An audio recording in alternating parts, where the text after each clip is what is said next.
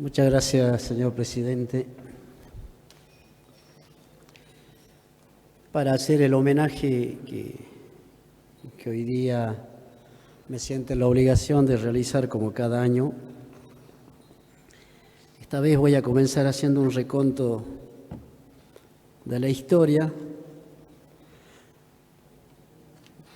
siempre en términos políticos. Los que venimos de comunidades indígenas tomamos el 12 de octubre de 1492 como el inicio del genocidio, etnocidio de nuestros pueblos de Abya Yala, ¿no? Sin embargo, estos términos políticos en la Argentina, por ejemplo en Iruya, hace que recién en el 1700 recién lleguen hasta comunidades, por ejemplo, de Iruya.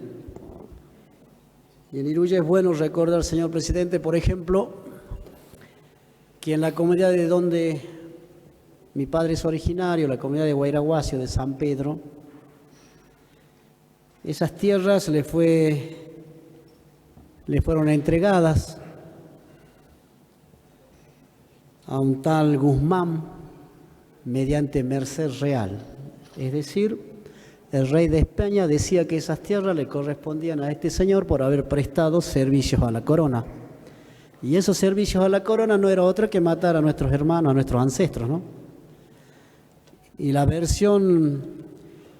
traducción casi literal de la toma de posesión de esa finca por este Horacio Guzmán justamente es eso. Dice, en señal de posesión, arrancó yuyos, tiró piedras o arrojó piedras y corrió a todos los que allí vivían. La traducción literal que obra en el manuscrito en la Catedral de Salta. Y esa fue la manera de cómo se apropiaron de nuestros territorios, hablando del pueblo Colla, en todo lo que hoy conocemos como la provincia de Salta, de Jujuy. Y comenzó el sometimiento, comenzó la vida en esclavitud de nuestros ancestros. Y se han manifestado en reclamar al Estado en muchas oportunidades. Una de ellas me voy a permitir citar textualmente, que fue la que las comunidades collas hicieron un reclamo judicial ante la Corte Suprema de Justicia de la Nación en el año 1929. Este tribunal sabe que dictaminó que los indígenas no tenían existencia jurídica. Es decir, no existían nuestras comunidades,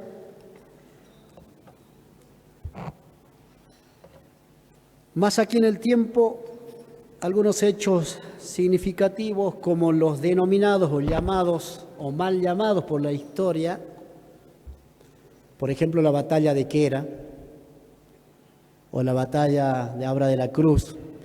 Batalla lo dicen los historiadores que han querido escribir la historia como más les convenía a ellos. En realidad, el ejército regular de Salta y de Jujuy aniquilaron, cercaron y exterminaron a los hermanos de la Puna en la supuesta batalla de Quera. En la batalla de Quera los collas solamente tenían hondas o guaracas, que es una herramienta que les sirve, hecho de lana, que les sirve para arrojar piedra para volver o arrear sus cabras, sus ovejas o sus llamas. Esa era el arma que contaban nuestros ancestros en la batalla de Quera o en la batalla de Abra de la Cruz, peleando contra el ejército regular. En aquel momento no vamos a decir ejército argentino, sino contra el ejército regular de la provincia de Jujuy de Salta, con armamento militar. Bueno, la historia cuenta que esta es la batalla. En realidad fue un fusilamiento, como lo fueron tantas otras cosas en la campaña al Desierto Verde, en la campaña al desierto al sur de nuestra, bueno, lo que hoy conocemos como Patagonia, o lo que fueron más aquí en el tiempo, ya con el ingenio La Esperanza, aquí muy cerquita en el tiempo, ¿no? Donde Gendarmería Nacional acribilló a unos hermanos huichicom que venían a trabajar en el ingenio La Esperanza, solamente porque al patrón se le ocurrió que no debía pagarle el salario y que era más económico asesinar a estos hermanos que pagarle el salario que les debía porque habían trabajado en la cosecha de la caña, ¿no? Todos estos acontecimientos, por nombrar algunos, señor presidente, solamente algunos, hicieron que por allá por los años 40, comenzara a gestarse ese gran movimiento que luego terminaría en el denominado Malón de la Paz. Sin embargo, un poco más antes en el tiempo, todo esto había sido visto con mucha esperanza, como lo hemos hecho en toda la historia. Nosotros peleamos a la par del general San Martín, nuestros ancestros, que hacían de la vanguardia de los vaquianos, indios huarpes o mapuches, que el propio general San Martín en sus memorias decía que había pedido permiso al Parlamento mapuche para cruzar sus tierras y para pedirle apoyo para cruzar los Andes y luchar contra el invasor en Chile, con la esperanza de que luego fuéramos libres y viviéramos en una patria feliz, en una patria en construcción, pero feliz, libres. Entonces, en aquel tiempo habíamos visto cómo ya en el poder o llegando al poder el teniente coronel Juan Domingo Perón, con las promesas, tal era, por ejemplo, una de las cosas que se decía, que la tierra debe ser para quien las trabaja. Y eso generó una gran expectativa en nosotros, en nuestros ancestros, ¿no? Claro, si nosotros éramos los que trabajábamos la tierra iba a ser para nosotros, no las iban a devolver. Bueno, nada de eso pasó y llegó lo que es el Malón de la Paz. Y el Malón de la Paz fue gestado y orgullosamente participaron gentes de la Puna salteña, de la Puna jujeña, como Abrapampa, Casabindo, pero de Salta también, desde Finca Santiago, por ejemplo, desde San Andrés, desde el mismo Iruya, salieron hermanos que integrarían ese Malón de la Paz, que salieron desde Abrapampa un 15 de mayo de 1946. Que cuando llegaron a Jujuy ya eran 174. Hay muchas historias de esto, se ha escrito mucho, quizás algún libro que refleja de la mejor manera es Los indios invisibles del Malón de la Paz. Pero en resumen, iban a reclamar al Estado Nacional la devolución de sus territorios. Un diario de la época decía que iban a reclamar que Patrón Costas, quien casualmente casi había sido presidente de la República Argentina, ¿no?, nos sometía llevándonos a los ingenios sin paga. Eso hacía que las tierras que cultivamos se traduzcan en ociosas porque no estaba la mano de obra del hombre para cuidar esas tierras. Y así nos fueron sumiendo nuevamente en la promesa, siendo que hemos sido pueblos que por siglos hemos sobrevivido gracias a la agricultura y a la pequeña ganadería, ¿no? Ese Malón de la Paz, luego de varios meses de camino, el 3 de agosto de 1946 entraba a la ciudad de Buenos Aires. Fuimos usados con alguno como cual circo que llegaba a Buenos Aires. Por ejemplo, les hicieron jugar hasta un partido preliminar en la cancha de Boca Juniors. Pero nos mandaron al Hotel de los Inmigrantes, ¿no? Como diciendo, estos también son inmigrantes, ¿no? No son argentinos estos. Y el reclamo que en primera instancia parecía que iba a ser escuchado, entendemos toda la fuerza que hicieron aquellos detractores de los pueblos originarios o aquellos que en aquel momento comenzaban a erigirse lo que hoy es la sociedad rural argentina, por ejemplo. Dieron a torcer el brazo de nuestro presidente Juan Domingo Perón. Y fuimos deportados.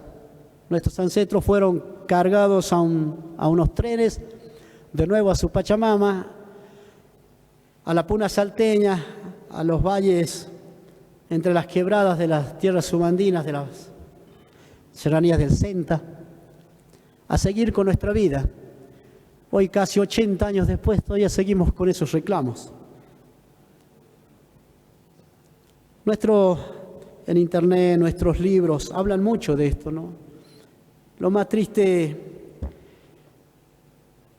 más allá de cómo fueron tratados los maloneros, más allá de incluso la indiferencia de nosotros, los que vivimos en las comunidades, nos han dejado una buena enseñanza, ¿no? Caminando desde Abrapampa a Buenos Aires para luchar por sus derechos. Hoy día a nosotros nos es más fácil con los medios actuales de comunicación, con un colectivo, con un avión, hasta algunos collas con su propio vehículo, quizás trasladarnos para reclamar lo que todavía es deuda del Estado argentino con nosotros, la devolución de nuestros territorios.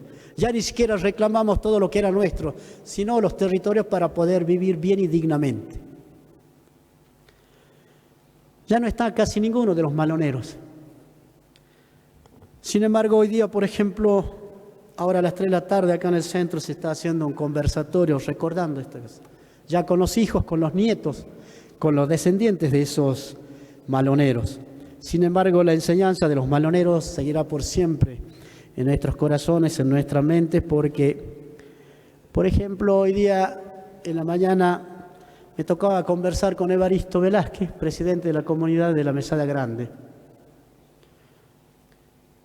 viniendo a reclamar a este Senado la media sanción de una ley que dejáramos de alguna manera caer, que es una ley de expropiación para que sus tierras de la comunidad de la Mesada Grande vuelvan con sus títulos comunitarios a ellos.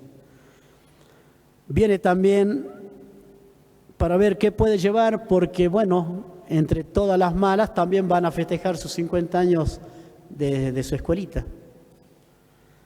Y viene también porque además de ser presidente de su comunidad, es coordinador de todas las comunidades de Iruya. Y entonces, en la pelea, es otro malonero, que ya no es el que va a Buenos Aires, pero es el que sigue caminando y peregrinando hacia las oficinas de los estados para poder reclamar y que de una vez por todas se cumplan los derechos comunitarios. Ni hablar de lo que está pasando por el gobierno nacional, señor presidente, donde esta tan discutida ley de bases, por ejemplo, prevé la derogación de la ley 26.161, que es una ley que protege a aquellos territorios indígenas donde hay una situación de conflicto. No permite los desalojos. Imagínese usted si esta ley es derogada. Imagínense los conflictos que vamos a tener, pero después nosotros, los indios, somos los malos. Y sin embargo, todas las veces que hemos hecho reclamos pacíficamente, mediante escrito, mediante notas, mediante presentaciones a la justicia, nunca hemos tenido eco. A veces pareciera que no queda otra que la lucha frontal, como dicen ellos, que la rebelión.